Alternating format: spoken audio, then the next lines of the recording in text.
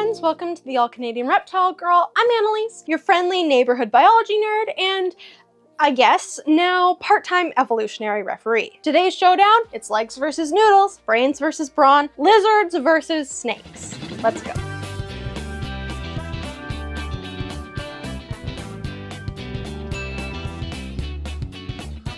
Okay, let's get this out of the way early. Snakes are lizards. You might already know this, as I and many others in this space have mentioned it before, but if you didn't know, here's the explanation. Both snakes and lizards are squamates. Modern snakes and modern lizards all share a common, very distinctly lizard ancestor. And if you watch my friend Clint in any of his evolution or phylogeny videos, or my favorite, of his debating/refuting creationist videos, you know that you can't evolve out of a clade. So snakes were, are, and in whatever form they take in the long to distant future, always will be lizards. But lizards versus lizards that can't count as well doesn't quite have the same punchiness that you kind of need on a YouTube thumbnail and title, right?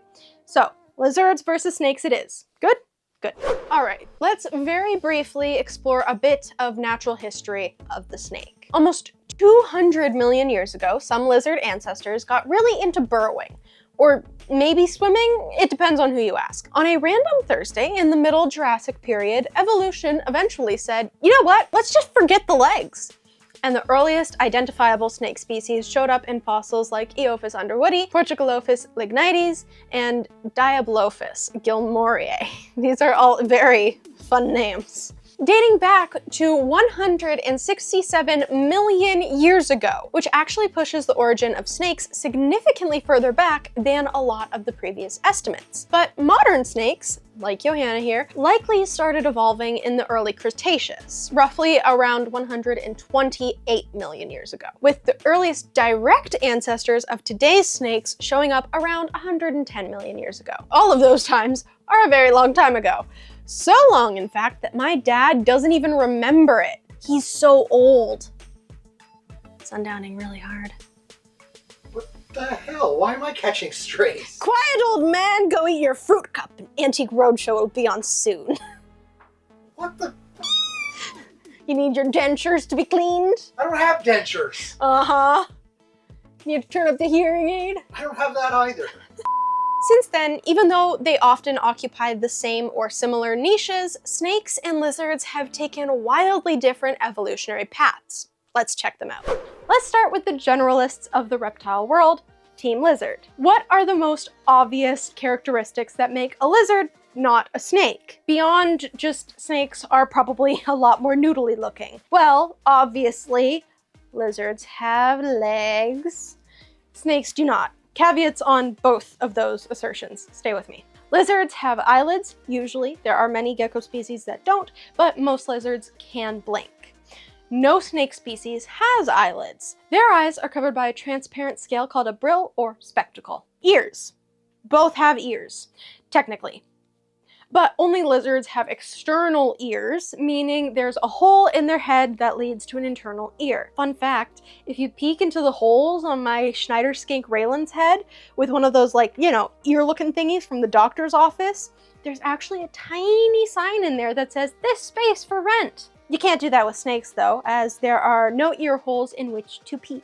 An internal ear is still actually there though, and snakes use something called somatic hearing, where vibrations from the sound waves travel through their skin, bones, and tissue, including their lungs, and are transmitted into their inner ear. This does mean that snakes don't hear nearly as well as lizards though. Higher frequencies are particularly difficult for snakes to hear, but they are better at feeling vibrations from the ground and knowing something is coming from far off, even if it's silent to you or me or a lizard.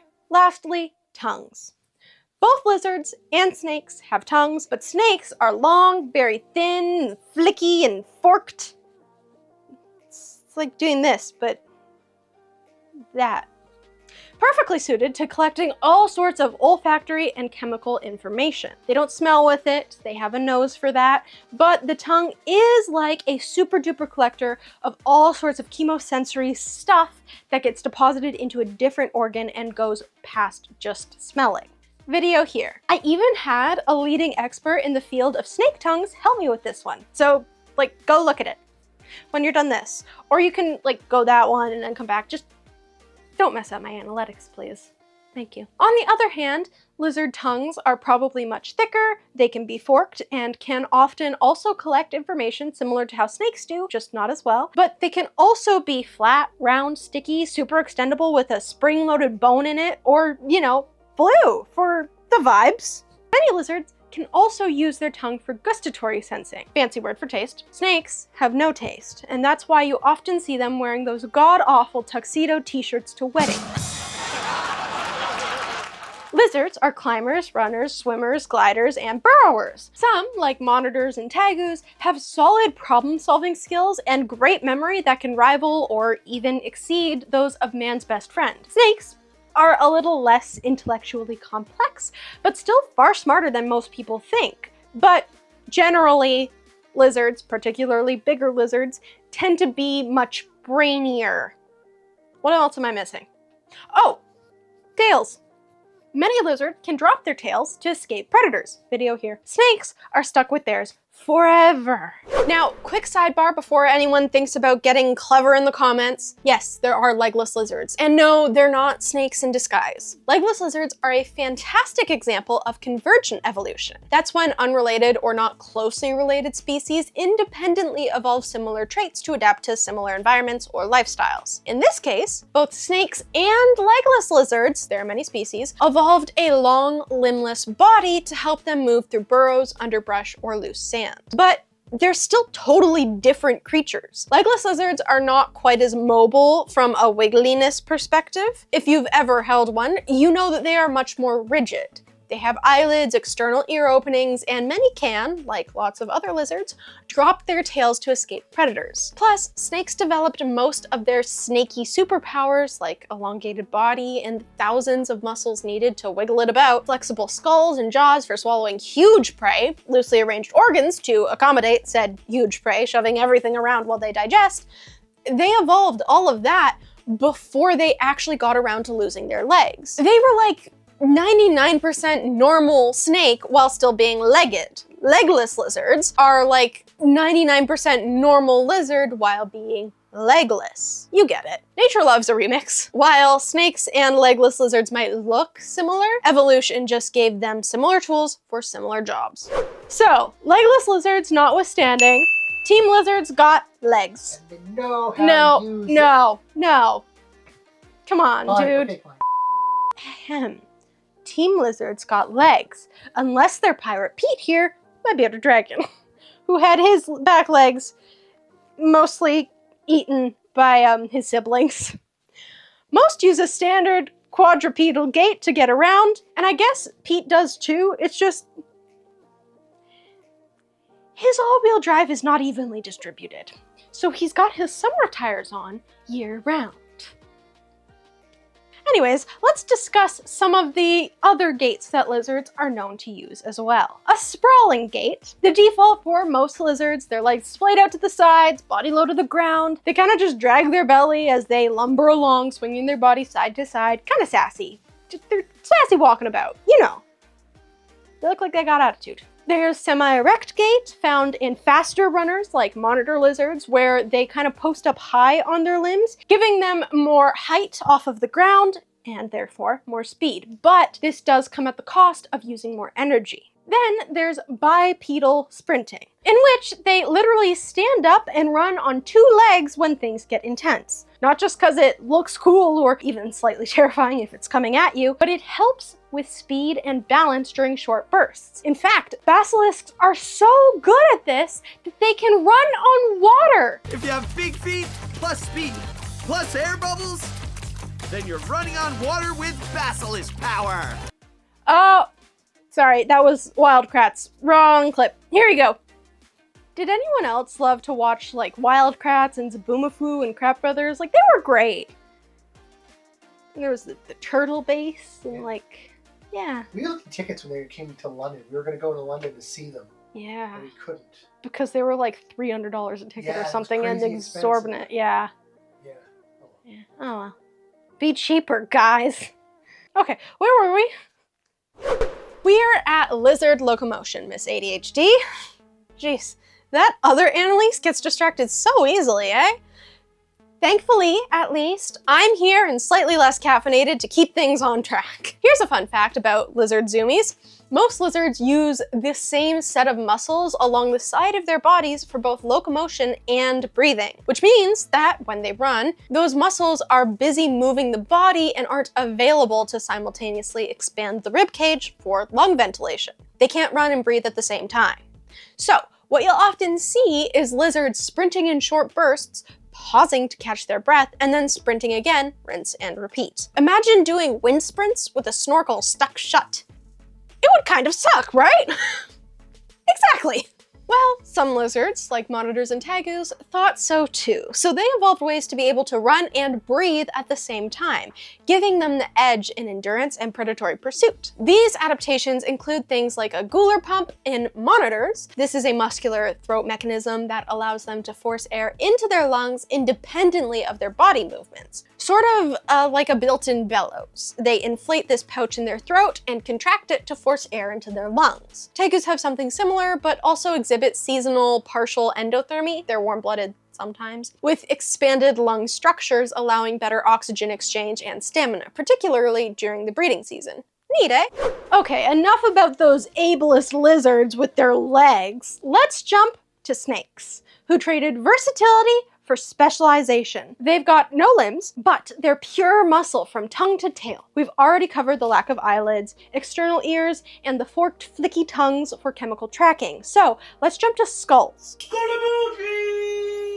Snake skulls are a marvel of evolutionary engineering, allowing them to swallow huge prey. Snake skulls are highly mobile, with elastic ligaments holding everything in place. They can't bite super hard as a result, but this does allow snakes to not only open wide up and down, but also side to side. By the way, they don't unhinge their jaw. That's not a thing at all. A bunch of extra super stretchy skin tucked away between tiny face scales all over their face, and within a groove on their chin called a mental groove, all sorts of extra tissue inside their mouth, which also acts as a sponge for drinking, gives them lots of stretchy real estate to swallow food items up to 5 times larger than their head at rest.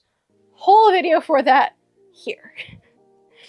There's a lot of, go here. Do this. You've done like 400 of these. Yeah, that's strange. It's strange that it's a big number. Uh-huh. Internally, they are structured very differently from lizards too, with a single lung, usually, and loosely arranged kind of mobile organs that can just scooch out of the way when they swallow a huge meal. Their digestion operation and the amazing body changes as they process their meal is incredible. Video here on that too. They are far more muscly than lizards, with anywhere from 10 to 15,000 muscles. We have what, 600 to 700? Something like that. Didn't you go to school specifically for that? You went to college for gym. Yeah. How many muscles are in the human body, Dad? The people need to know!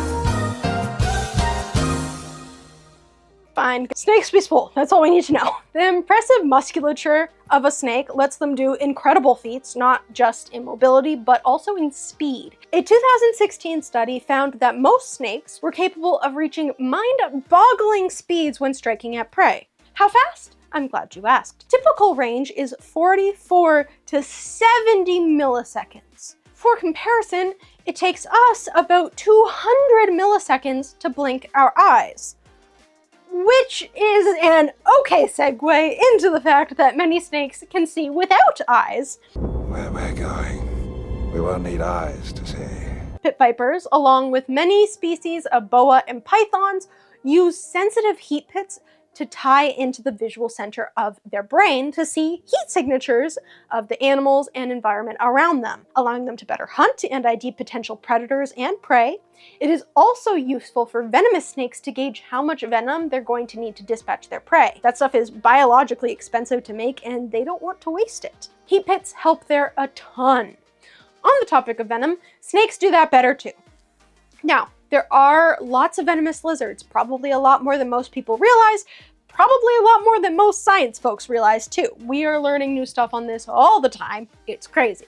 Gila monsters, beaded lizards, monitors, even bearded dragons are all venomous. But most venomous lizard venom isn't really harmful to humans. It's not usually potent, and without big venom glands like snakes, the yield is small. Were I ever to be bitten by a monitor lizard, the wound itself is my priority.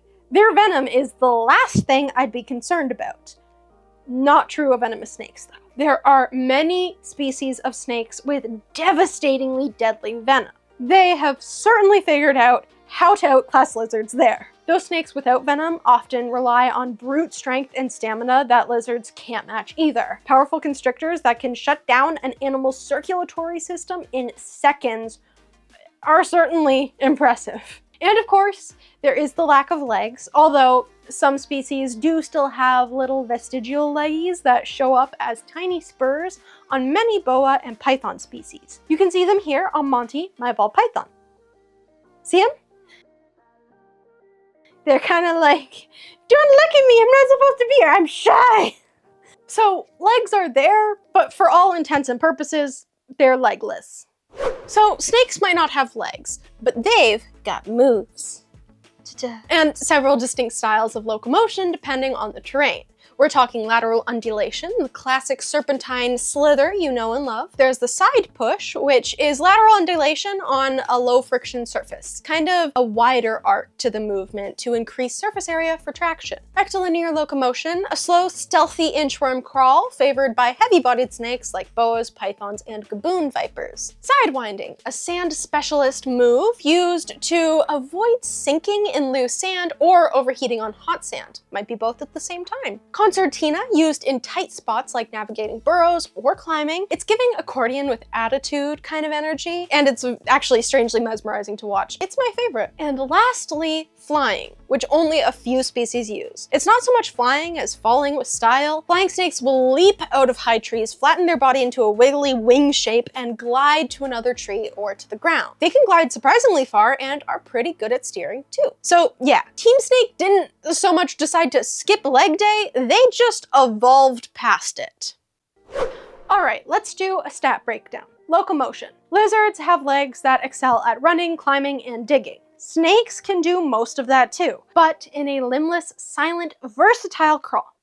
I'd call that one a draw. Senses. Lizards have eyes, ears, tongue. Pretty standard, really. Snakes, eyes, poor hearing, but excellent vibration detections, a better tongue, and heat pits. Personally, I think snakes edge out lizards on situational awareness. Defense. Lizards have biting and scratching, tail whipping, big bluffs like color changes, and great big bushy beards, tail dropping, and of course, using the old getaway sticks to run away, like he is trying to do. Look at him go.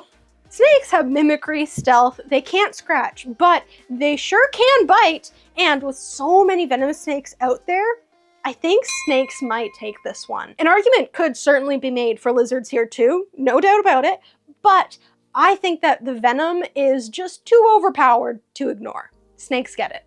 Cognition. Tagus and monitors do a lot of the heavy lifting here for the team, because we all know the leopard geckos are not pulling through on this one. They are extremely clever and the MVPs of smart reptiles that aren't birds or crocodilians. That's a whole other level. Goodness gracious. Snakes are surprisingly smart too, able to remember, learn, apply learned knowledge to new scenarios and problem solve. We're learning a lot about this in a very short period of time, but the smartest snake is still not even close to as smart as the smartest lizard. No competition in my mind. Lizards take snakes on this one. Lastly, let's talk about healing/regeneration. Tail regrowth is a pretty impressive feat. Snakes can't regenerate body parts. Wounds heal, or they don't. Lizards have the edge here.